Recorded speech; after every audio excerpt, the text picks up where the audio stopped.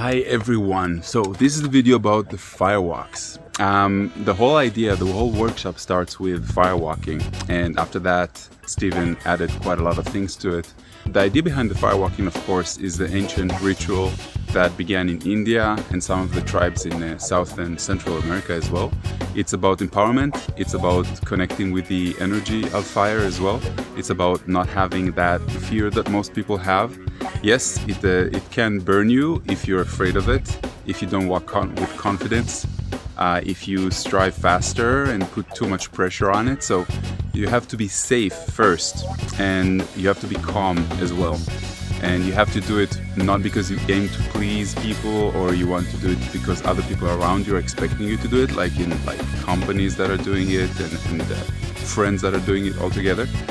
And what I really like about this is that everything here in this workshop has been gradual. The first night we did just like the most basic of firewalking, which is 1.5 meters, 3 or 4 strides, that's all. Second night was the 8, and the 8 is crazy. We looked at it like, what do you want us to do with this?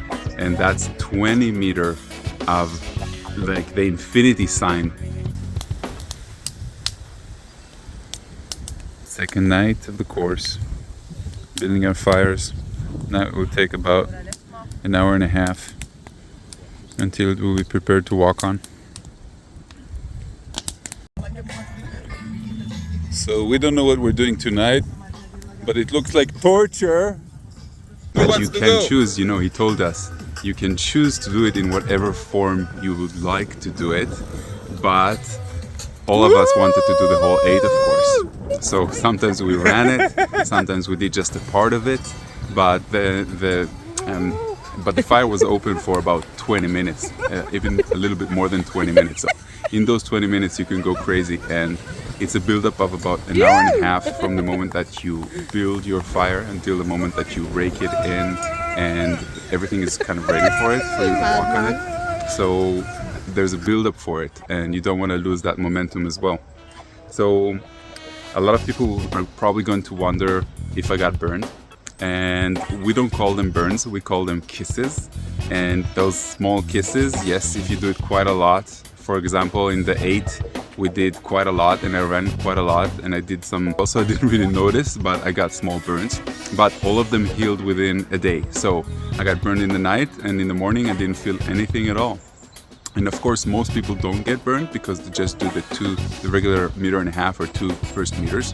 But this is the instructor's course, so we're taking it a little bit further than anybody else. We're doing a fire every night, and we're doing the ceremony every night, and we're putting intention every night and the closing circle every night. And this is what it's really about. The next phase was the 3rd night, where we did the 108. 108 means that you are walking 108 times. So we did 4 small fires with about 1.5 meters or 2 meters apart, and we walked in a formation one after the other non-stop, and the only time that we stopped was for the instructor to and we just went for it. And if I went too fast, I was the first one to go. It was a mistake because the coals were all fresh for me, and every time I went too fast, that means that I met the last person, so I just waited for it, and it took 20 minutes.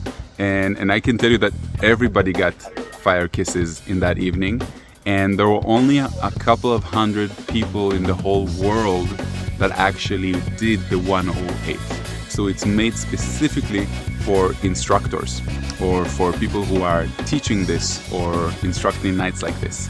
So there's probably hundreds of thousands of people that have firewalked throughout this history of humanity. Tony Robbins does a lot of firewalks in his events as well, but only a couple of 100 people that have done the 108. And in the end of the night, you feel crazy warm, and you feel so much gratitude and so much love for the fire, for the element of fire, and for this workshop, and for being a warrior and doing this, even though sometimes it's painful, and it takes a lot of courage to work through that fear as well.